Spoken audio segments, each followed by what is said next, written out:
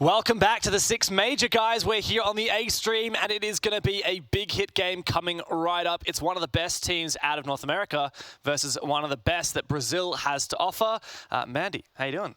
Yeah, I'm doing well, thanks. How are you? Yeah, I'm doing all right. I'm just keen to see some fantastic Siege. We've had a couple of blowouts this morning, admittedly, on both the A and the B stream. But I'm pretty confident that this one is going to deliver. Yeah, I'd have to agree with you on that. These two rosters have got a lot of promise. They're super exciting. I can't wait to get into this one. It's going to be pretty evenly matched, in my opinion. Particularly because we're talking about TSM, who haven't made it to the international stage since they won the World Championship at Six Invitational in Sweden, in Stockholm, here at the start of the year. It's their first chance to really show what they've got, what they've been working on since these roster changes. Yeah, absolutely, especially for TSM with their two pickups, of course, Gasha and Snake. Snake has just been absolutely incredible for them throughout this year, I suppose, as he's come to the roster. Same thing with Gasha, led by Merc as well on that roster. And I think the leadership to bring in these new two players, rebuild their team, has been absolutely promising, and they definitely deserve to be back here at this international stage. There's also been a little bit of a rebuild as well for Team Liquid. Once upon a time, they were the kings of Brazil and even the world at one point, way back in, was it 2018? They won the Atlantic City Pro League finals. It's been a hot minute since then, and they are looking to demonstrate that they are major contenders here at the world stage in Stockholm.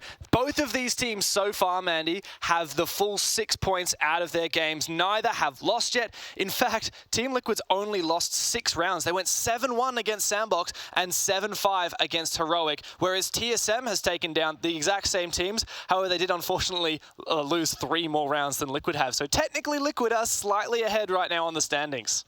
Even though they might be ahead, it's time to break into that first place and really start to separate that top heavy-sidedness of this group. Right now, Group B is one of these groups that we consider pretty even. Right at the start of the major, Group A and B were the two that we thought were going to be pretty hard to break into that top and bottom half. But this is the match that's going to do it. Well, let's really start talking more about Team Liquid, I think. We've covered a bit of TSM, but Liquid, they had a real hiccup in Stage 2. They went from, at the Charlotte Major, getting to the top 4, back where many people would expect for Liquid to be after a bit of a hiatus from the international stage, from being a serious contender. They were back in Charlotte, they got top 4.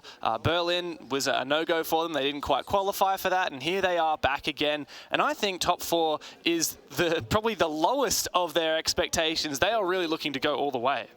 Yeah, absolutely. Team Liquid is one of those names that we used to say on our tongues many international events over and over again, right? These are the guys that are consistently qualifying out of LATAM, but as of recent, they haven't been here. We haven't been able to talk about them, have this conversation about them, and I think they're very excited to be returning here to form here in Sweden. And they do have a new pickup to Team Liquid. It is Lagonis, formerly of Team 1, a real hot player bringing into the roster. We've seen some big retirements. You know, PSK retired, of course, as well from this roster. And Lagonis only been on the team for 2 months, and he's not exactly a star player in terms of fragging ability, but he is one that I think brings a lot to this team. Yeah, absolutely. I think I would agree with you with that. For LATAM, this is a sort of region that, in my opinion, doesn't make quite as drastic roster changes as what we've seen in TSM or in some of the other regions. Especially coming to the Sweden major, I think this is the major that we've said there are a lot of rookies, a lot of new talent, but Team Liquid has only picked up 1, and that's already a very staple player within the region. It's not really unknown to us, and I think he's slotted right into the roster. It looks like we've already got the map, Vito, and we are going to the ever-chaotic border, Mandy. It was TSM that got the final pick between Villa and border. That means that Team Liquid got to choose which side they start on, and they've gone with the attack. I love this for Team Liquid. I am so excited that we get to see Team Liquid play border, because when I was border reviewing these guys, I was like, oh my gosh, these guys play such a cool border. I can't wait to go through and dissect their strat book for them in the server. Yeah, that's awesome. I'm super keen to see what these guys have to offer. It's, like we said, been a hot minute that either of these teams have been on the international stage, and both of them will not only be setting their sights on playoffs, but on the championship, on a top 4, top 2, really making their name, etching it back onto the global stage. And I think that they're perfectly capable, but we still need to see the proof in the pudding. This is the big game for them. The Heroic and Sandbox matches, I think, are quite a different echelon. This is the big one. Yeah, absolutely. I think these two are the big hitters of the group. I did say that Group E is going to be pretty close, but having seen yesterday's results, I think we've got to wait and see for this match to see who really is going to be dominant. I have a feeling that whoever comes out of this match is going to start flying through those playoffs, to be honest. Like TSM, they look really great. Liquid in their new form, they also look super solid. And I think right now is just the proving rounds to see who's more mature, he's a little bit more advanced in this stage 3 as they've gone through their changes. Yeah, and well, Liquid, they have such a star-studded roster, don't they? Nesk is the most experienced player in the tournament, and the guy on your screen right there, Palu, is, well, he is the #1 highest ranked player at this tournament from Stage 3. A real, I mean, honestly, I would say Nesk and Palu are probably easily in the top 5 for greatest Rainbow Six players of all time. Absolutely. Are they 1 and 2 is more the question. You've got a couple of other players. I mean, Pengu these days is an analyst and a caster, so I hate to put him up there because it'll just stroke his ego, but he's probably in conversation for it. Maybe Troy Canadian as well, but there's no doubt that Nesk and Palu, they're some of the best that we've ever seen touch the game. So I think when we normally talk about Nesk and Palu, we like to say them as the kings without crowns, right? Yeah. These guys, they're so good. Liquid always appear at these, not always in recent times, but they appear at these international events very consistently. They always make it through to the playoffs, and they always look so good, but then they can't close it out with a win. And for Team Liquid to be back here, now is another chance for them to take the crown. And Team Liquid went through quite a significant roster revamp about a year ago when they picked up Ask and Resets. And since then, it's just Lagonis who's been the new one. It's taken quite a while for them to find their feet. You know, they weren't even in the Sweden Major playoffs last year. They have... Yeah, I don't know. It's really strange, isn't it? Because you have such a star-studded roster. These guys were Six Invitational runners-up back in 2021 when the Six Invitational was held in Paris. And like you said, they are without crowns. Nesk technically did win the Atlantic City Pro League Finals back in 2018, but... Man, that was a long time ago, and I don't think that barely counts anymore, and it's not a major, it's not a Six Invitational. Whereas TSM, they are Six Invitational champs, and 3 out of 5 of these players were here in Stockholm when they claimed that crown over Team Empire at the start of this year. Gasha and Snake, though, you mentioned that they are nuts, and we were talking to Stokes and Blue this morning, and they have been incredibly impressed with these rookies' performances throughout NAL Stage 3. Yeah, absolutely. I think Gasha has really come into his form in this roster, especially. I suppose I don't want to throw Snake under the bus, but I think Gasha, of the two of them, has done really well on this roster. He's really thrived. He's an absolute gunner, and I think it was sort of the injection of energy that TSM needed in this stage. Snake as well has done really well on this roster. He fulfills a slightly different role to Gasha. It's more like him needing to play some of those odd off picks, kind of fit his way into the roster, and I think as a result, it's been a little harder for him to put numbers on the board and perform, but he definitely fulfills what this team needs in terms of bringing along the right utility in particular rounds, just fulfilling an odd spot, maybe a power position, that kind of thing on the defense that just none of the other players feel comfortable playing with. So pretty impressed by both of these rookies so far. Yeah, I did some stats crunching, and I've grabbed like the kind of stage 1, stage 2, stage 3, and the all-time stats on CGG of some of these players. And just out of players at this tournament, despite Snake having not played many games, which, to be fair, it's a small sample size, he's actually the 4th highest rated all-time player at this tournament. Snake is the 4th highest rated all-time player at the tournament. That is nuts, especially for a rookie. And he's gone through stage 3 with a 1.17 rating, which is in itself huge. That's really good. I think I just want to touch back on the rest of the roster as well quickly. Like you mentioned, they did come from the Six Invitational. And back then, that was Merc and his first time being in IGL at an international event. Now they've gone throughout the entire year, and Merc has tried and tested with different rosters as an IGL, and to our understanding, is still very much the leadership figure in this team. And I'm really curious and excited to see how they've matured as a roster under his leadership. Yeah, and it's also interesting to me to see that Merc has continued to deliver in his fragging ability, which he was known for. He was always that big hit roamer, that entry, and he's managed to still deliver the numbers while maintaining that leadership position and that voice within the team. And I think that's the combination that TSM have always been known for. They have some serious big hitters. Guess what? We still haven't said the word Bolo yet. How have we failed to say the word Bolo, the most infamous content creator pro player that Rainbow Six has? And we are getting into the game. Look at that split right down the middle. TSM just edging out. It looks like the NAL champions are this match's favorites, but Team Liquid, they are looking to put their name back on the international map. We are going to the border. Pretty even split on the socials. I'm pretty impressed. I think we feel like that on the desk as well, so glad y'all in the chat agree with us. Bans starting to come through as well. The first one to be Ossa by TSM, second taken out by Ying. Ossa's a curious one for me. I think it makes sense against the way that Team Liquid play. With the Ossa, you can really enable some of those plants straight through the breach. You can kind of cut down on the amount of work you need to do to actually flood into the site, which can often be quite challenging on border.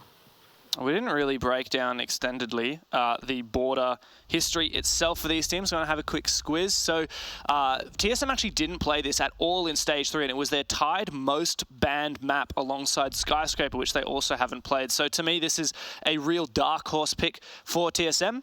As for Liquid, they did play it once and win it once and lose it once. And that was a pretty significant loss in the Copa Elite to W7M 7-2, and a narrow win earlier in that same bracket over FaZe 8-7. So perhaps TSM have kind of identified some weaknesses from those Copa Elite VODs and are trying to target that today. I'm really looking forward to seeing Liquid's border on the international stage. This is, although like you said, they've won it and lost it, it's against FaZe and it's against W7M. Yeah. If there are any two teams that you want to put up our results against, it's those two teams on this map. I'm pretty confident in the way that Liquid play this map. For me, TSM still have to prove how good they are since we haven't seen it. Sorry, Mandy, I was just talking about the map stats. I didn't realize, did we actually get a frost ban? And we did end up getting a frost ban. That's a curious one for me as well. It means you take away some of your site construction on the side of Team Liquid. I completely agree with this. I feel like some of the TSM players are kind of nasty on the frost, and it's just a bit of a pest to deal with. Rip the pog mats, though. I'm sad. That's very sad to me. But guess what? Mira has slipped through, and TSM's going to snatch it up real quick. It looks like, I don't know about you, but whenever I used to scrim and some of the players I used to play with, we always called that mirror in CCTV facing East Stairs. We always called that Brazilian, which is ironic because now TSM are playing it against a Brazilian team. TSM are taking us to this Armory and Archives bomb site, looking to extend over to the east side of the map and over into CC as well. Most of the ground floor essentially given up to Team Liquid if they wish to take it, aside from Achieved, who's looking to entry deny here inside of storage. Yeah, I quite like this. On the Capcan as well, so he will have a little bit of info from his trap scattered around the map. He has been spotted. He has been hunted a little bit. Is that player actually in bathroom or in tellers? I can't quite tell from here. Perhaps they're still outside. Achieved may well be hunted, but it's unclear to me as of yet whether Liquid will fully commit.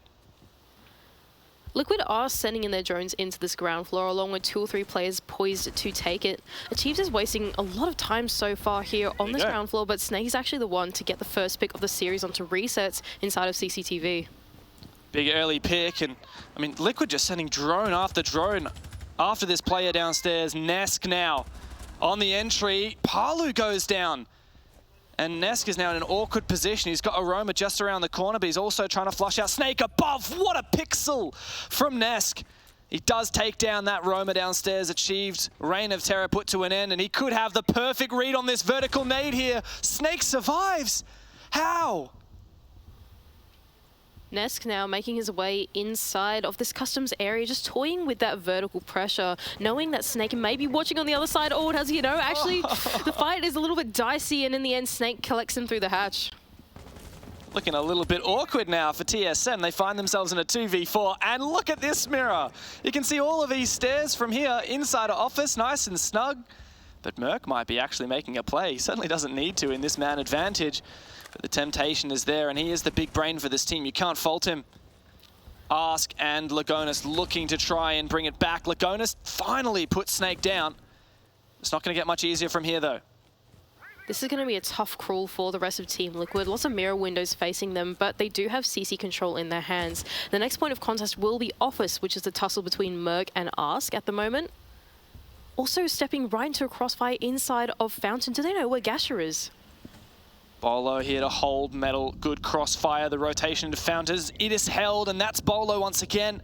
Merc to swing and find the final one. Ask goes down, and it's a very strong opening on the border defense for TSM.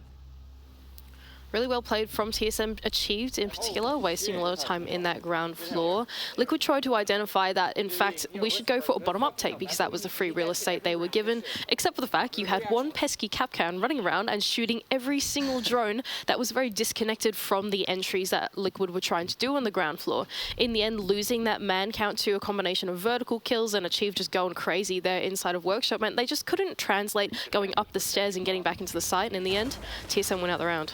Yeah, Paolo will be unhappy with himself.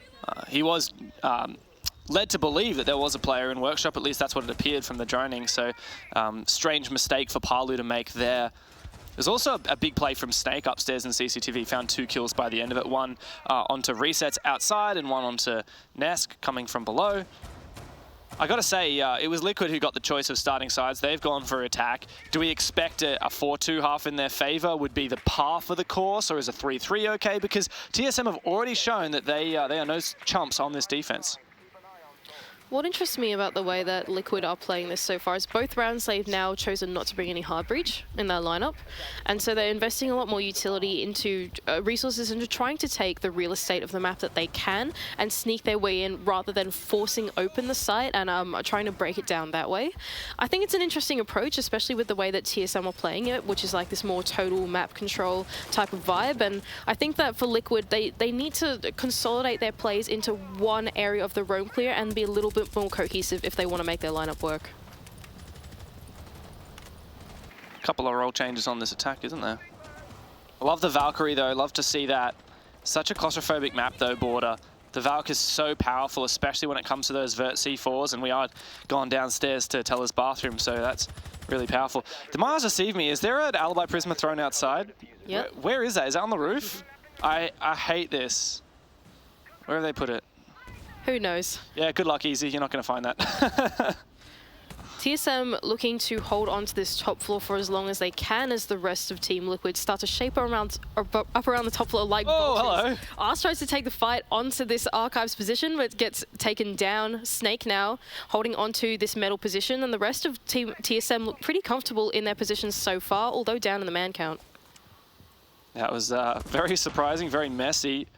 Gotta say, if you're an attacker, it's so frustrating still having that little notification that there's a player outside. Wait a second, is that player inside yet? Gasher does see through the vertical angle in onto Archives, and on the other side, the player does contest. I believe that's Ask upstairs with the G36.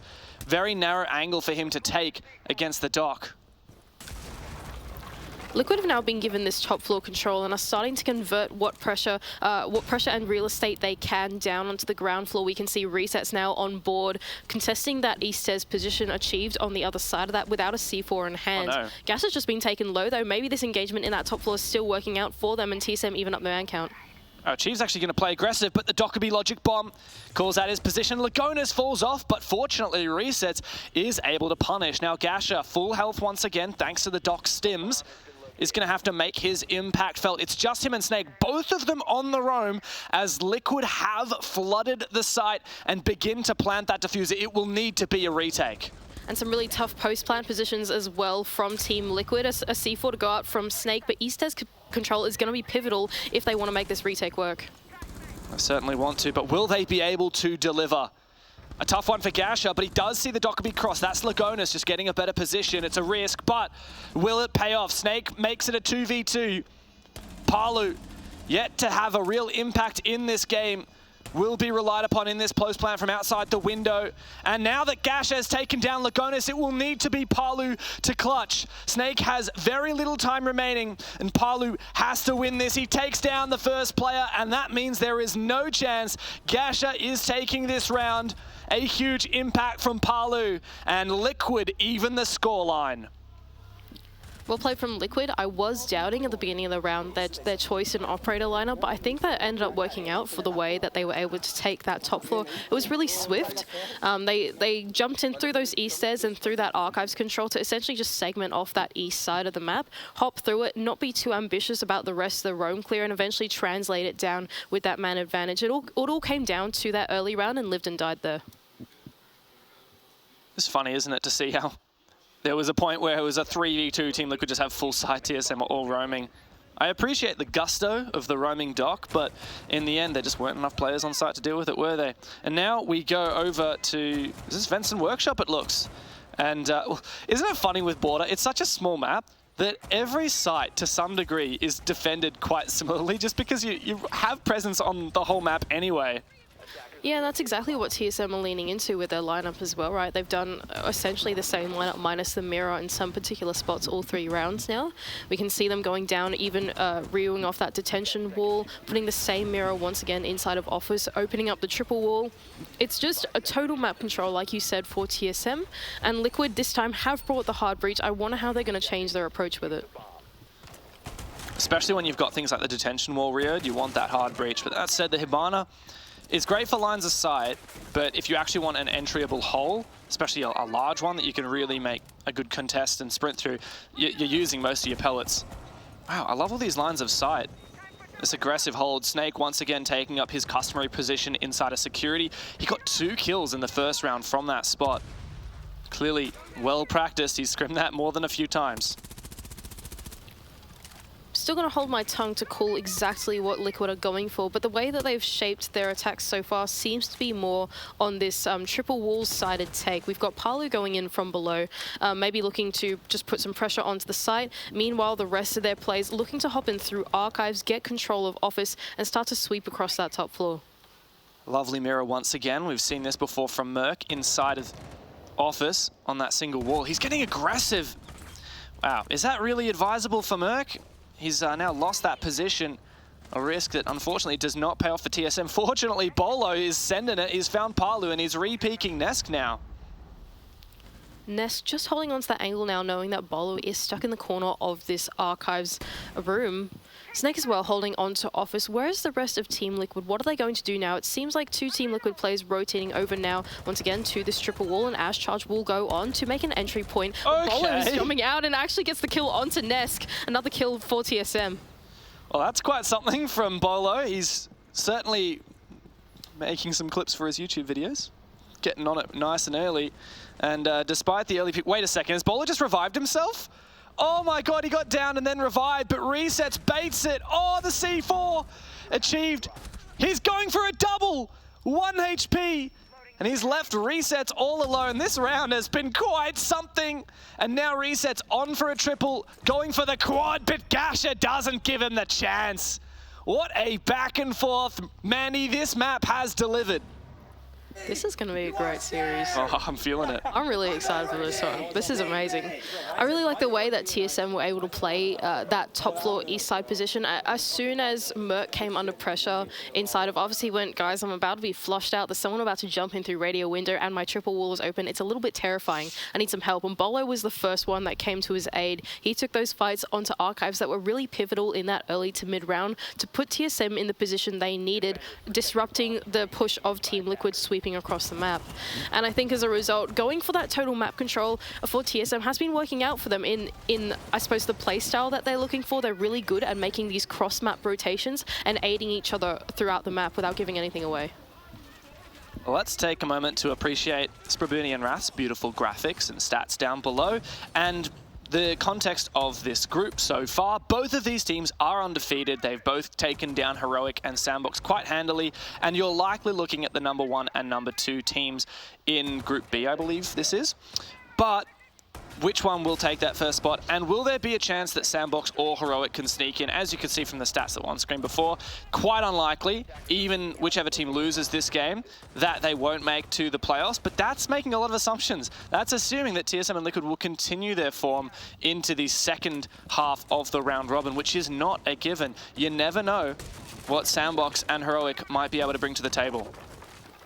Team Liquid once again starting off their push onto this top floor bomb site, beginning to do this top bottom up take. Once again achieved the one inside of Workshop being a pest, shooting out those drones. Liquid are going to have to be a little bit more cohesive with that intel entry combination if they want to clear him out this time. Love this Lion as well. We've seen some failures from Team Liquid to get that lurking map presence that they tried. We've had Nesk go down early in the last round, and a couple of similar situations, Palu in the very first round. But this Lion may well enable it, reduce the ability from TSM to make these rotations, Put a lot of pressure on them, but it is achieved once again, like you said. Roaming and Workshop spotted twice, double droned. Oh, and he's going to get caught. Surely, no way! How? How does Resets not find that kill? Surely they will deliver the killing blow eventually, but not without the double trade. Snake is having a phenomenal game so far, and he's put TSM back on the map. Once again, we're seeing the strength and fluidity of this TSM strategy, right? The entire strategy is set up about them rotating throughout the map, making cross-map rotations even between floors. And that was the strength in Snake, having that hatch open and able to trade out, achieve down in that ground floor, is leaving Liquid once again at the man disadvantage. There's been trade after trade. Of the 4 rounds we've had, 3 of the opening kills have been traded, sometimes with a multi-kill, just like Snake was able to do. Poor Palu trying to do what Nesk did in the first round, use this vertical play to get some nades off. But where is Snake even gone now? He's still toying with this CC control. Imagine that. He goes all the way upstairs, downstairs, finds 2 kills, rotates back up to his position. Nades fall through from Palu. They do have some idea of where Snake is, but he's just unstoppable here inside of CCTV. Bolo to double down onto Ask, and all of a sudden Palu's left in the 1-on-2. Might be able to make it a 1v1 with this nade, but Polo though, he's the doc, so he can just heal straight back up, and he does so. Unfortunate for Palu, no nades left. Could isolate these 1v1s, but TSM, they're holding a strong crossfire. It's all on Palu to make it work, but he's not even going to find Bolo. TSM take the lead again, 3-1.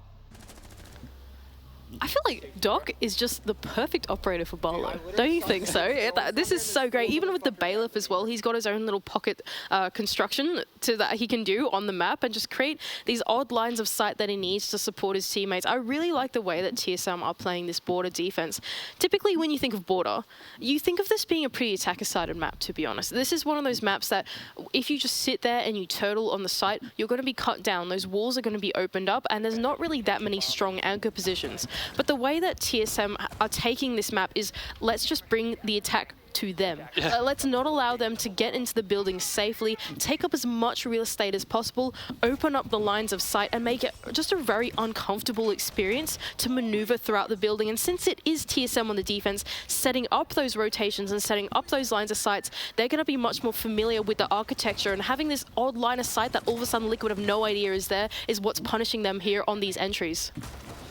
And for me, it's also Snake, who's just always been a thorn in their side. He's very mobile. Not only is he great at playing that Hell in a Cell position inside a CCTV, but he is so flexible and he moves when he is needed to.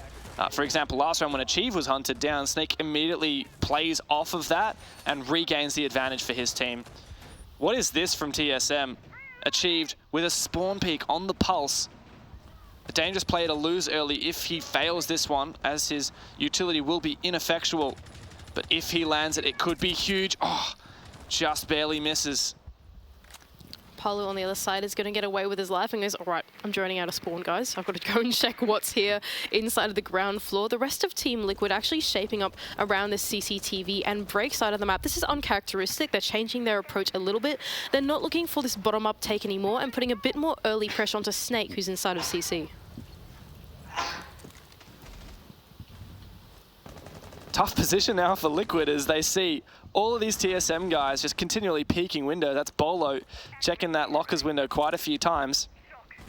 Nesk might be able to play off that information a little bit. It's a tough position to be in. He's not able to walk in. He hears the Dockerby call. And Snake once again playing this CC position. Nesk does find Bolo. Immediately snaps his head back around a CCTV to look for Snake. But it's nothing as of yet. Nesk going to try and make his way into Armory, but TSM still hold on to this ground.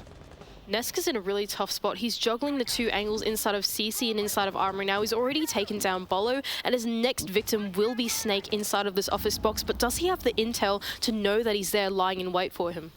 Snake is living up to his namesake, hiding in the corner.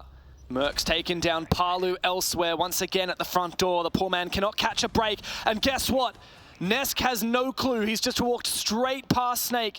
He may well even call it clear to his team. A C4 from the Pulse doesn't find the kill, but that Pulse will be giving information to these roamers. Oh man, this is so difficult now for Liquid. That being said, Liquid do look pretty comfortable inside of this office position. They have a minute to work with, and remember the site is indeed in Bathroom and Tellers. So this entire east side of the map is in control of Liquid right now. It's just about converting this plant situation, making sure that the retake can't happen from TSM. What? You said plant situation. I didn't realize that Lagonis is in the site. Snake still has control up above, and he's taken out.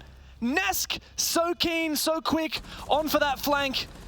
Merc healed up there by Gasha, but is TSM going to be able to retake it? They've already failed one retake on this bomb site. It looks like Liquid's going to be able to nail this down again.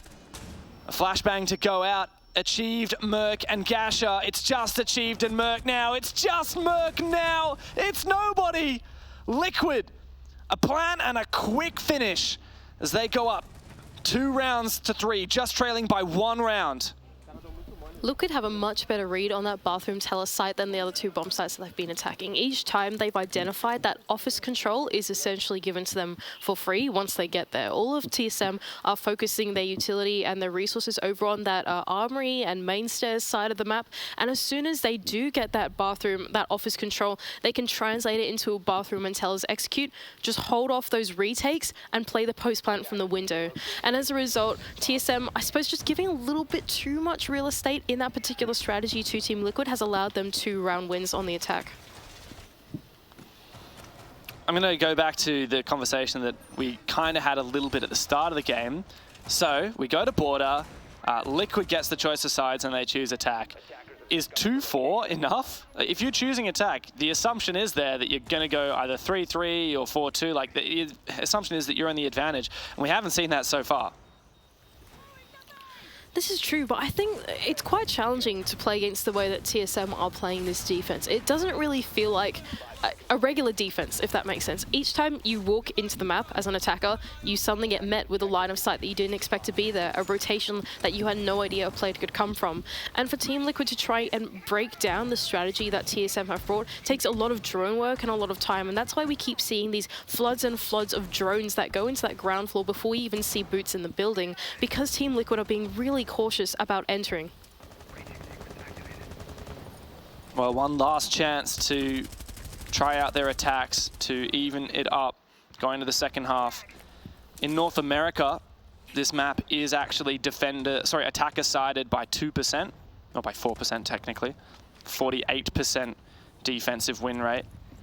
In BR6, oh, it's actually the most played map in BR6, and it is defender sided just slightly. Nesk has found his way up the east stairs, something that we haven't seen throughout essentially this entire match, to be honest, early on, because it's quite challenging with this long line of sight that Merc has had open time and time again on their defense. He is still holding on to this mirror, but seems unaware so far that there are players that have already actually entered into these east stairs. Unaware, this double door may be swung on from Merc. Well, he's about to be in a 2 versus 1. Bit scary. He rounds the corner and actually does find the pick onto Ask. Yeah, that's a good pick, but Liquid do fight back with one of their own, and it's Snake, one of the most dangerous players who's gone down, but Bolo supports his teammate and prevents Nesk from sneaking up on Merc, but he doesn't realize Palu's got his number on Armory. 3v2 now. Good map control taken for Team Liquid, as Lagonis and Palu will have to pick up the pieces. Oh, that's an important one there from Lagonis, but he isn't able to nail that killing blow. Gets re-peeked. Not able to take down that player either. There's plenty of time for Liquid to make this work. There's a lot of time, but the Diffuser is in a pretty tough spot right now with Lagonis. There are 2 players inside of Customs. If he wants to get to the Diffuser's safety, he's going to either find the kill or rotate, and that is exactly what he does. He finds that kill. Now Gasha in a 1-on-2. TSM have ants in their pants. They've just given Liquid an in, and they take it with both hands. We go 3-3 at the end of the half. Yeah, really well played from Team Liquid to go through and take that top floor. I think for TSM, they could have been a little bit more disciplined in that mid to late round as they had the man advantage. Could have fallen back onto the site. And really, Team Liquid didn't have a lot more resources in that late round to be able to break down the site. I think in the end, a great positioning from Lagonis. At first, I criticized that maybe the Diffuser was in a bit of an odd spot, but the confidence that he took onto the swing on Customs, it was doubled down with that hatch control from inside of Customs, and translating that control into the 2-on-1 right in the late round is perfectly played from the remaining players of Liquid. I'm curious now, when we switch sides, will we see a bit of regional difference, a bit of playstyle difference on how these teams interpret the sites and the attacks as well? You mentioned there was a pretty particular way that TSM was playing those defenses. We already see that we haven't seen that mirror. In fact, I can already point out that Team Liquid are actually going Vent Workshop first instead of Armory Archives. Funnily enough, it's the bomb site that they had just won on the attacking side, whereas Vent Workshop was not defended a single time successfully in that first half, which would hint at it being a stronger side. This is a pretty tough setup to break down so far from Team Liquid. They're actually going to choose to bring the Kaid. I'm not sure where those Kaid claws are going to go and how they're going to segment off part of the wall by keeping the wall closed. I'm going to reserve my judgment for a little bit. Okay, there we go. So they're actually going to use those Kaid charges to hold on to this customs and passport area rather than hard holding onto the top floor. We've got Ask. He's going to be the turret here inside of this position. And how will TSM approach it? He still has one claw in pocket, perhaps to defend the detention wall, which is not protected right now. Thing is, if it's a Selma that goes off, he's not going to be able to fully protect against that being open as a line of sight. Now, Kaid's actually lost the 1.5 on the Org, so he's running the DMR, which now has gained. Well, it's not technically a DMR, slug shotty. Acts like a DMR, which has gained the 1.5 recently. Okay, so unlike what TSM were doing, Team Liquid are actually given the East Stairs side to TSM, and they've capitalized on that control. Snake is the first one in the building and will take down Palu inside of CC. A cutter from Merc as well, anticipating a player coming down the main stairs, but Ask is right there on the other side to contest him. I'm starting to see what all the NA people have been saying. Snake is nuts. He has been so impactful this game. So many multi-kills, so many crisp headshots. And a really strong entry gives TSM a lot of control. He's also keen and watching for those Kapkan traps. Those two are so frustrating, really difficult to see. But hey, look at this. Interesting use of the smoke canister from Lagonis, trying to lock out a bit of that top metal control. It makes complete sense as well, right? The bomb site is this ground floor, and what TSM need to do now is translate the top to bottom control. That's the next step in their push. Not only do they have to worry about this vertical, but they also then have to worry about Ask, which is the final step and going to be pressuring them horizontally. A bit of a sneak in though from Merc. He goes straight into vents. Going towards the rotate hole, he might be able to find resets, and he does. Caught out. Looking up at the roof, and now Merc trying to prevent that retake, but Polo's been finished off by Nesk. Gash has fallen to a Kapkan trap. Lagonis, though, loses his own life as Merc is hungry for more before being traded back. Mandy, it does not get messier than this. And now it is a 1v3 for Nesk as Gasha has been picked up. Tough 1-on-3. Vertical line will prevent him from coming down the bottom of the main stairs, being watched by a player of TSM just upstairs. Start to fire through that soft wall. He actually has intel on the player above him, a red ping. Snake will cook a nade, but it won't connect. A C4 will go up from Nesk, but it doesn't work out, and Achieved will close out the round for TSM. That's a big win for TSM, starting their attack strong. They found the opening pick, and after the trade game, they found themselves in that advantage. They've taken the lead once again, Mandy. They have been in control this whole game. Not once has Team Liquid been leading. They've either been trailing or even. TSM seem to be the ones in control here.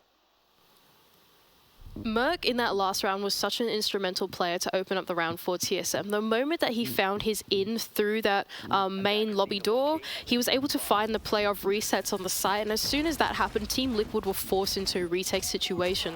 All of the players of TSM were able to surround them on the adjacent rooms from above, cut them off from the vertical, that type of thing, and eventually they fell short during that retake, and TSM closed out the round. It's really impressive for TSM when you consider the fact that this is not a map that they play. Not picked once in Stage 3, banned almost every single... Wait, they played 9 games in NAL, don't they? So they actually banned it every single game of NAL Stage 3. That's crazy. They also banned it both matches so far in the tournament. This is the first time they've brought it out, saved it for a rainy day. And they're not holding back. They want to get their full 3 points against Team Liquid to ensure that they go into the playoffs with that first seed. I'm just going to circle back one more time to talking about Merc. When you have the IGL on a roll like he does, where he can make a play like that and still call to his team exactly what he wants them to do, that is what separates TSM from so many other teams, not just in NA, but in the world. You don't often have your IGL on such a pivotal role where he's in that front line like that. Now, as I've been talking about this round has gone on and Ask has just been taken down to 1 HP, and entry from outside of the east balcony will be the first point of contest for TSM.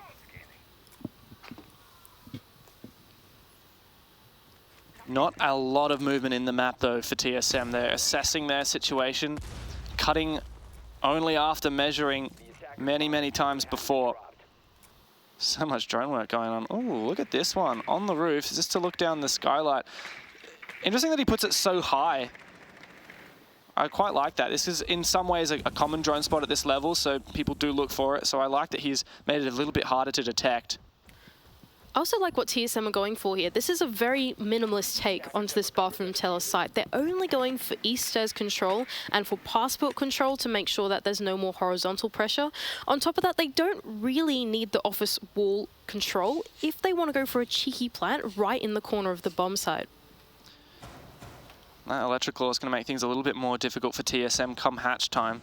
But for now, they've got a breach onto the teller's wall, and Gasha, I was about to say he just waltzes straight into sight, but he in fact gets taken out by resets, and that's the diffuser cold on the ground. That's the rest of the hard breach gone, so the hatch isn't getting open, electrical or no. It'll rest on Bolo to see if he can clean up this pick, because getting that diffuser into the bomb site is what will rest on this attack's success. Wow, it does do a little bit of damage, but can't connect all the shots. Is that Merc coming in from around the back? He may be able to do some damage onto this power position of resets. Wow, this is a big play. Bolo's actually gone into sight. Is the plant going to be able to be denied? Maybe not, but Liquid are setting themselves up for a retake now. Bolo, a great shot, but he's going to have to do a whole lot more than that. He's taken down. It is all on to achieved a 1v4, a difficult task ahead of him. He's might not even be able to deny this diffuser, and Lagonis is just going to stick it. A valiant effort from TSM, but they lost too many players, and Liquid did not let them get away with that plant.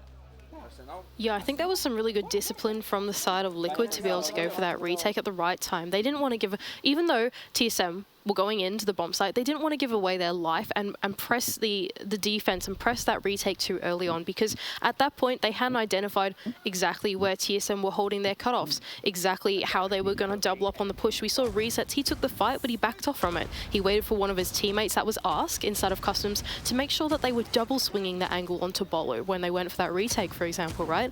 And that's exactly the kind of play that you need to do when you play a defense strategy like that and you give away that side control. It's all about planning that next step, and that's in the retake, and that takes a lot of discipline and maturity. Yeah, you got to respect Liquid for the fact that they play that so well. They didn't get too scared about that plant going down. And I'm excited for Liquid now that this is their best prospect of taking the lead for the first time in this series. They're going over to Armory Archives for the first time now in both North America and the BR6. This bomb site is by far the most defender favored. Like even in BR6, where this is only a 52% map win rate, this bomb site is won 60% of rounds, which is a huge, very defender-sided bomb site. I just want to quickly touch on the game philosophy as well for Liquid in this defense. They're choosing to bring along the castle, and not only that, but the Cade as well. So this is a much, much more turtle strat than we saw TSM ever bring, or we've seen Team Liquid do in the last 2 defenses that they've done. This is much more conservative and closed off. That said, they still have some Hell in a Cell positions, such as Nesk playing where Snake's favorite spot was in CCTV, security. Well, that's the point in this strat, right? It's not really a cross-map rotation type of strat anymore, right? This is a sort of Hell in the Cell type strategy. They're making power positions out of rooms and segmenting parts of the map that TSM are going to struggle to entry into. I love all these rotations downstairs as well. Merc on the lurk. See what he can do with the Nook. It's going to be detected by the Banshee, but he takes it down without really too much suspect from the defensive side. Merc is the one in this ground floor on board now. Lagonis is the one on the other side. That's your castle player, just being a little bit pesky inside of Tellers, wasting time, making sure that he puts pressure on that east stairs, gives something for TSM to worry about, because the rest of this defense lies in that office hold. Ask is the one to crawl down those main stairs, anticipating that they may be trying to clear out Lagonis, and helps out his teammate. That said, it looks like they do know where Lagonis is, as Snake has got his cutoff. Another player's actually just dropped down through the office hatch. Not sure if resets was detected in doing so. Snake's actually missed the rotation from Lagonis, and it looks like these two Liquid players are trying to make their way back up the metal stairs. Both actually get detected by the E1D, so at least TSM will be fully aware of it. That was so perfect from the castle setup there in that ground floor. We can see that there was a castle barricade on that diagonal cross, and that allowed both players from inside of Tellers to safely get to main stairs without being cut off by the player at the bottom of east stairs. Now they can all just turtle on the site. The KE claw is still up. Gash is going for this archive side take instead with the Selmas, but they look pretty comfy on site. Yeah, well, Parler's going to take down Gasher, I believe, likely through the open holes of the Selmas. Bolo putting a little bit of pressure on, but you can see Nesk on the other side is not baited by that as of yet. He's still watching this 90 rotation. Snake, or Bolo rather, starts to make his way forward. Oh, he reveals his position, and EMP to go out. Bit of a bait, bit of a sound cover as he goes back towards 90. But it's really TSM who need to make a move. Nesk on for the flank, and he can deliver the kill. It's all up to poor Snake now to save it from being a flawless round. He can find one kill, but it really doesn't account for anything. And Team Liquid, for the first time this map, have the lead. Really love the way that they employed that castle. Such a great change of pace in that strategy. They used those castle barricades, 3 of them even in that ground floor, to segment off that east stairs part of the map and allow the rest of the Liquid players to just loiter around that bathroom, Tellers, workshop type area. As a result, even though TSM did have east stairs control, even though they did have mezzanine control, for example, those cutoffs didn't work out in their favor, and both of the roamers got straight back to site safely. By the time they did get back to site, they felt pretty comfy. Those walls are staying closed because of the Kaid. You've got all your anchor friends around there, and CCTV control is still in your hands because there's another castle barricade protecting that power position as well. It's just such a different philosophy that Team Liquid brought in that last round, and TSM weren't able to break it down with only one hard breacher. And with that now, Liquid taking the lead, TSM taking their tactical timeout. They've had a few moments to talk to their team, talk to their coach. You can see fist pumps on both sides. They don't leave them hanging, man. We're going to do some fist bumps too, are we? Yeah, fist bumps. Those are good. TSM feeling that pressure a little bit now. They've been in control for the whole game, and this is the first time where they're starting to feel that extra little bit of pressure. Keep in mind as well that one of the rounds TSM won, came down to a 1 versus 1. So this hasn't been all easy. I will add, though, one of the attacks that Liquid won was actually a 1 versus 3 back in the second round. Oh, sorry, 1 versus 2 from Palu in the post plant. So this has been pretty tight. It's been a back and forth game. No team has actually managed to string together more than 2 rounds in a row. Liquid taking us down to that ventilation and workshop bomb side and segmenting off this custom side of the map. Like we saw them do last time, they are electing to bring along that Cade. One claw has already been used. I can only imagine perhaps on that armory wall. Or actually, not on the armory wall. I have no idea where that's gone down. But we'll see what parts of the map that Liquid want to segment off. They're taking very different philosophy once again to TSM. Hang on a second, what are these Capcan traps? I did not know that you could put a Capcan trap in the middle of the hallway. Anyway, okay, maybe inside of detention is where this this Cade is going to be playing. Yeah, of course. Okay, once again, inside of Passport, they're holding on to that horizontal pressure. Now, this is important because even when TSM clear through that top floor, they still need to translate their attack 1 floor down. And so making sure you keep that horizontal pressure for later in the round is very important. That's exactly what Ask is doing. I like that cheeky position from Merc as well, going prone outside the front door. You can see the feet and might be able to pre-fire someone through the wall, but Liquid doesn't make the mistake of falling into that trap. Also, just going to take a moment. I have been harping on about how amazing Snake has been all game, but the kill leader in this match is actually the tried and true Nesk. Is he the best player of all time at Rainbow Six? He's definitely in the top 3, and he's delivering in this game, despite being around for a hell of a long time, despite being a bit of an OG, a bit of an oldie. He was actually in the very first team to make the semi-finals from Brazil in Pro League. Absolute nutty player, bit of an OG. Once again, Liquid have given complete free real estate to TSM. They've actually all fallen off, and they have 4 C4s in their hand, and they're going to try and make use of it here in the ground floor instead. We just watched 2 or 3 players jump off the metal stairs and are using these Valkyrie cameras to their advantage. Ask has already got one pre-placed somewhere, so does Resets. There you go, right on the top. That goes straight into Archives right above him, anticipating that that vertical is going to come through, since that's exactly what TSM did in the last time they pushed this bomb site. There you go, thank you, Easy. That shows where that goes to. Players just walked over it, but Snake's gone down. That's the big hitter for TSM, shut down. He's been so good on these entries, but it goes to show he is not flawless.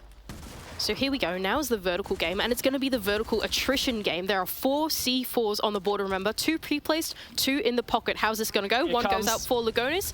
Oh, it does not connect, that's 1. Some more vertical as well for Achieved, who's going to come out on top of this game. And TSM, though, going to get some vertical game of their own here in Customs. I believe he did just spot Ask for just a moment. Another breaching charge to go down. Continue flushing out these positions. It's really hard for Ask to contest with the slug shotty. It's not a good gun for vertical. Low rate of fire. Merc's now rotated back over to support the rest of TSM on this vertical game. Liquid are in poised position to take match point. Looking pretty comfortable here, but only 20 seconds though, and the bomb's starting to go down. Palu in this power position. Merc has managed to take down Lagonis. That diffuser has gone down, and now TSM just have to hold their nerve in this post plant. Flash is too suppressed, but this poor player prone down is going to be taken out. And Achieved, he's not done yet. He's found 3 in this post plant, and he will continue to rain down terror from above. It's all up to Liquid to retake. Palu going upstairs. He has not had the impact that has been needed now, and Resets forcing this diffuser. He's gonna stick it. Is the cover there? He's gonna have to retry, and Resets with the cap can clutch. Achieve goes down. Liquid take 1 point on the board, and match point to boot. I can't believe that that's how that post plant ended. What on earth? The final kill to double Capcan trap. I love the way that Liquid were able to play that. That was really disciplined on their side. As soon as they saw that TSM were going for that top floor control, they said, okay, guys, the strat is we play horizontal all together. We play with those C4s and we see how long we can delay the timeout. Even when that vertical came through, they didn't actually need to be on the site. We saw all of the Liquid players go to rooms adjacent to the site. Just let them have the bomb site. Let them have that vertical, because we're putting some pressure from C4s and because they're so good at coordinating retakes. We've seen it happen twice now from the side of Team Liquid. They're super disciplined and they wait for their teammates and they time it together. And both times TSM have fallen short in the post-plan situation. And as Team Liquid welcome match point, we also welcome you guys joining us from the B stream. I think you might have started watching in the middle of that intense retake. What a treat this game has been. We had high hopes for a TSM Liquid match. They have delivered, and after what was back and forth, TSM always just slightly ahead, Liquid have now broken away. They've found 3 rounds in a row for the first time of any team this match, and alongside it, match point. I just want to quickly go over this strat quickly. This is my favorite Team Liquid strat, okay? I love when they do this. Azami's been banned out. That's normally a pretty critical part of it. But they're actually using the castle to segment off this break room side of the map. It's replacing the keeper barriers instead. And Ask always loves to do this outside camera, put pressure directly onto Eastez while his teammates shape up around the CCTV and break room power positions they've set up with the rotates and castle barricades. Try and speedrun saying that, Mandy. Achieved has cut off Ask, though he played quite aggressively, did Ask, and he was eventually punished for it. He in fact got detected when he ran out East stairs. But regardless, TSM do finally catch a little bit of a break, taking down just the 1 player. A lot of work still ahead of them. They haven't actually managed to successfully attack this bomb site yet this game. So the scary part about this is that Palu is directly contesting the entry inside of CC. I believe there is still 1 or 2 players around. There we go. There's Lagonis at the bottom of Eastez, who I believe is holding a vertical angle through the floor to make sure they can't entry through that top mezzanine. And that's segmenting off this break room CC side of the map. Even though, and the castle barricades are even there to protect their rotations if they want to take more close gunfights. Just want to add that with Ask going down first, that's the player who's found the opening kill in the previous 2 rounds, being taken out early. Palu's actually going to find Bolo. Snake also cutting off resets. I'm not entirely sure where that was. Advantage still in the man count for TSM. But here we go, Palu making full use of this castle rotation strategy. He's made this power position inside of this office half wall and can move in between break room and in between office and mezzanine as well with this one reinforcement that is protecting him. TSM have a lot to worry about if they want to pinch out Palu's position. They don't seem to be paying too much mind to Palu as of yet. Still slow and steady for TSM. While they have managed to get a breach on that teller's wall, they don't seem to be getting baited into going for the early plant like they did last time. Here comes Merc once again on the lurk. Palu above, still contesting with Gasha, who struggles to find that wall bang and is eventually taken down by Palu. It's all falling apart for TSM. Palu, though, maybe spotted out by Achieves, who sprays a little bit. Oh no! Actually, Palu with that Keratos in hand to take him down. How does he do it?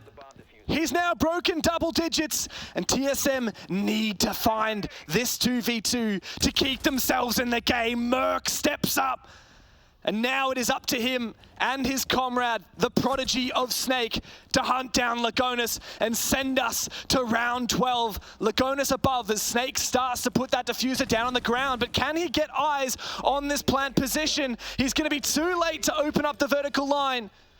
And as a result, TSM will have an advantageous post-plant.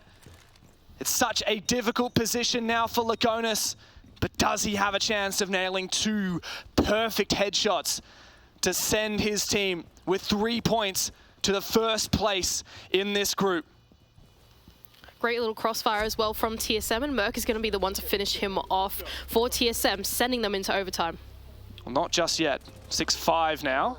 Not yet, you're right, 6-5. Very close.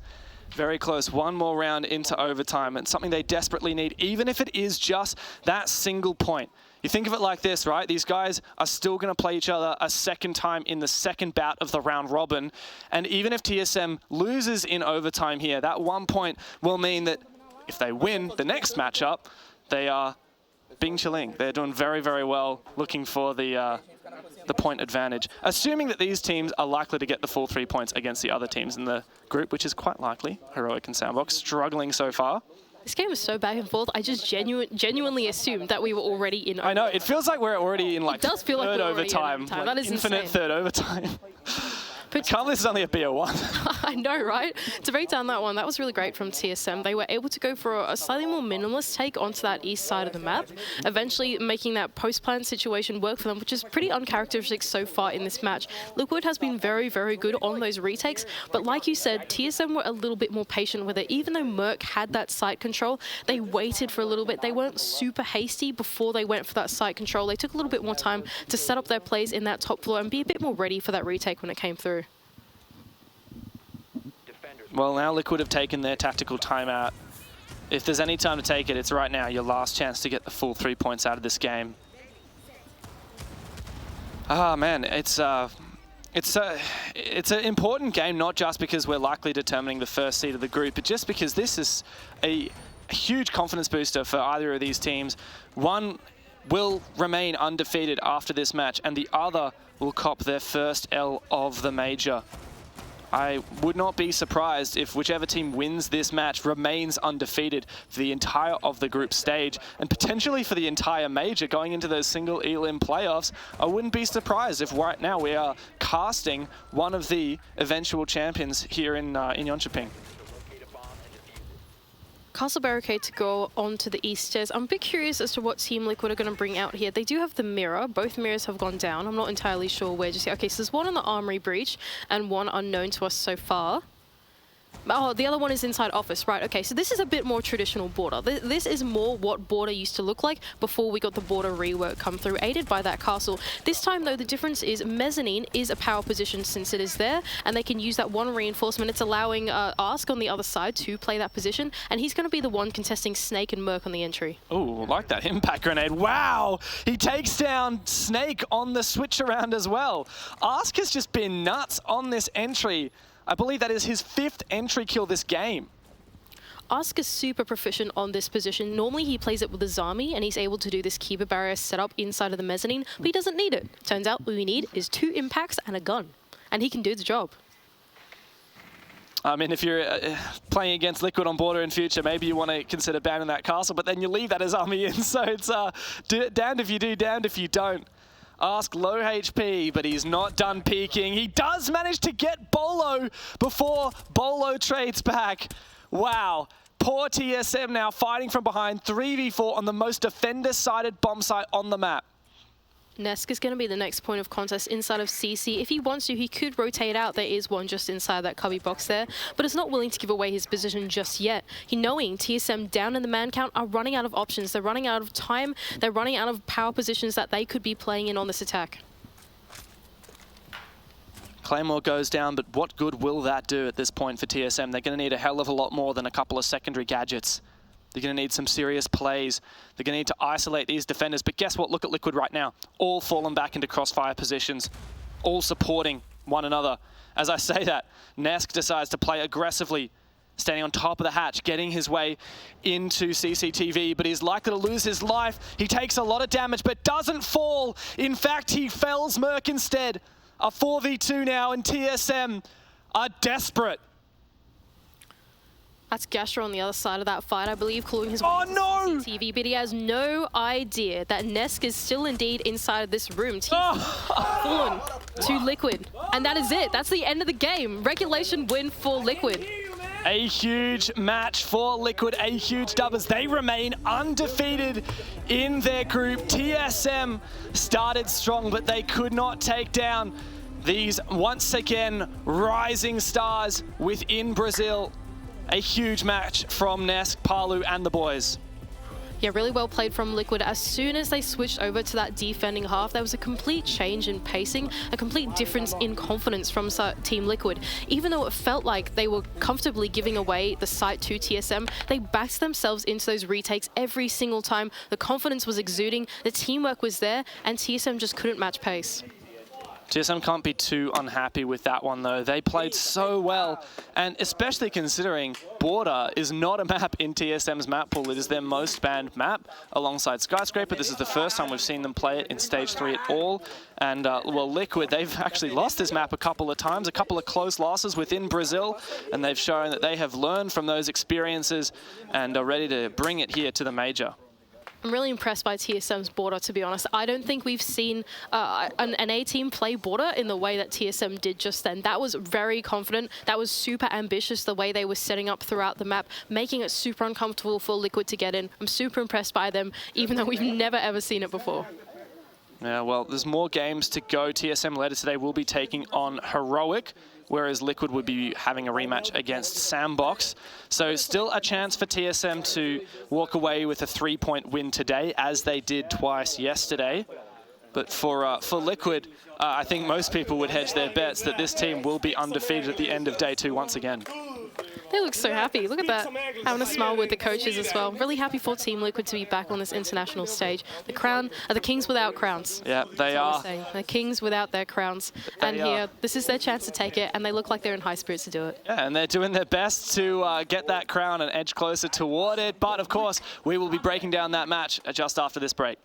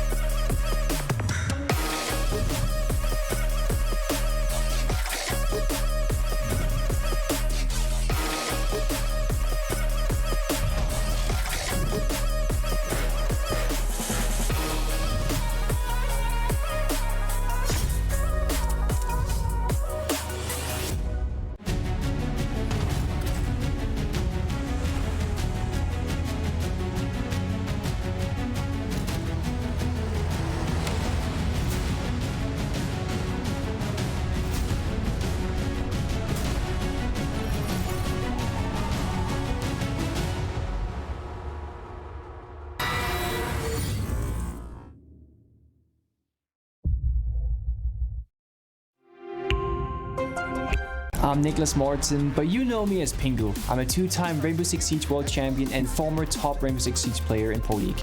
Welcome to my Siege Ranked Bootcamp. We're talking 20 seconds left on the clock, you got the diffuser in hand, what do you do?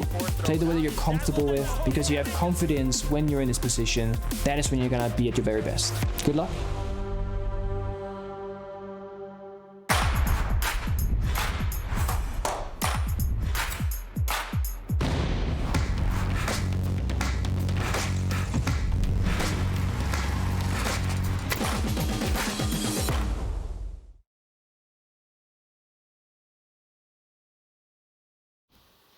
I hope you guys have hydrated after that match, because that really took it out of me. Liquid, what a performance on border. TSM really gave them a run for their money, but at the end of the day, it was a full 3-point for the undefeated Liquid. I love Liquid's border. I think I said that throughout the entire series. I just love the way that they were able to play that defense. The confidence that they exuded in those retake strategies is something that we don't often see here in Rainbow Six Siege, especially the way they were able to use those castle barricades to segment off part of the map, make those rotations way more comfortable for them between that mid to late round, and throw TSM off not knowing exactly how to play that post plant properly. Interesting that you point out that retake, because according to my notes, the one time Liquid was actually able to plant, TSM failed the retake despite making it a 2v1. Palu clutched it, and it just goes to show the differences between these two teams. It's in the little things. It is. They appear to have a very similar philosophy at first, the way that they open up the lines of sight through the map, especially with those secondary site construction. We have a lot of operators now with the Bailiff and the Keratos, for example, that are able to open up small, pesky lines of sight. But in the end, the way that Liquid played it was just slightly more conservative, slightly less ambitious than what TSM were able to do. But what they lent into was that teamwork on those retakes, and not only on the retakes, but even in the mid-round rotations, going across the map to support each other. We can see here always players double swinging lines of sight. I gotta say, I think this is like the longest highlight package I've seen for a best of one, and that's because every single round was full of highlights. These guys really stepped up. At the start of the game, I was hyping up Snake. This is my first time casting him, as he's the rookie on TSM 1 of 2, and he was nuts. He really was. He was so good at these Hell in a Cell positions, so good at going and rotating to support his teammates, finding multi-kills, but also, let's not forget about Nesk, who ended the game with, I believe, the highest kill count in the server, and showed that just because he's been around the block a few times doesn't mean he's not still capable of being the highlight player on his team. Yeah, so props to Easy, our observer, for catching all these kills. Oh, yeah. This is a very long highlight reel for a best of one series. Yeah, time and time again. Now we're on Liquid's defending half here in these replays, and we already see, there you go, that's one of the retakes that happened in their favor. Each time that they were playing the defense, Lagonis was always bringing along this castle and making it really tricky for TSM to go through that mid to late round and maneuver their way around the map, because they just couldn't get used to the altered architecture of the map. TSM, I'm really proud of the way they were able to play those attacks at the beginning. I thought they were starting to break into Team Liquid, especially at this 5-6 they were breaking in, and I accidentally called it was overtime. Yeah, it felt like it. It really felt like it was overtime. I was really impressed by the way they were starting to break into these defenses, but in the end, Liquid remained composed and close out the series. I'll also say, really impressive from Liquid. They chose a start attack, and then they were losing their attacking half. For most of it, they ended up finishing with a 3-3, and as soon as they switched to defense, they actually chose their less favored sites before they eventually went to Armory in their third round, which they ended up not losing. And in fact, I don't believe a single round of Armory attack was won the entire game. And it was why the final round was actually somewhat anticlimactic, because by the time we got to round 12, Liquid had Armory open again, and it was just a formality to close it out. Exactly right. It was so impressive the way they're able to go do the round tour. They were able to play pretty much every bomb site, and not only that, but every single bomb site had such a unique strategy to it too. I don't think they repeated too many types of strategies. They segmented off different parts of the map each time, and I think that was a big difference in the philosophy between TSM and Team Liquid strategies. Right, TSM, they had a very similar strategy between each of the bomb sites, but I think Team Liquid brought something a little bit more unique between each of the sites. So Liquid remain undefeated, but TSM have copped their first L. So let's look at how that leaves the group standing at the moment. Heroic and Sandbox have been struggling, but we might have seen them play off stream. So there you go. Heroic has found their first win. TSM and Liquid, however, have both got a couple. I love this. It's 3-2-1-0 in the wins column. It makes the maths nice and easy. It certainly does. Team Liquid eventually edge out on top. And yeah, I was really impressed by the way that they were able to play that. I think TSM them. It's not the end of the world for them, of course, losing that matchup. It's not doom and gloom or like a mission critical match that they had to win. They just need to make sure that they pick up something against Heroic or Sandbox later on in the series. Yeah, I will say for TSM, it does make you realize Heroic is only one win behind them now. So if it comes to that rematch and Heroic is able to best TSM, we could, believe it or not, see the SI champions, the champions of NAL Stage 3, not make it to the playoffs. I don't want to say doom and gloom yet, but even if you just look at the round differential, Heroic and TSM are already tied at that round difference. Let's not talk about Sandbox, though. I don't think everyone needs to mention their case so far. It's been a bit of a sad one for Korea, I think. Yeah, unfortunately, APAC North not doing too well so far in this major. We've only got one APAC win so far, and I think that was the Dire Wolves, if I'm right. Yeah, our homeboys from APAC South, so proud of them. But yeah, I think Team TSM are pretty comfortable in this one. The Heroic game will be the test, like you said, and I feel like coming off the back of that game, TSM do look in good form, even though they just lost that one. I don't really have too many doubts for them against Heroic, to be honest. Well, we were really treated to such a phenomenal match here by two huge teams, and guess what? We've got another one coming up. Next up is W7M versus BDS, so stick around.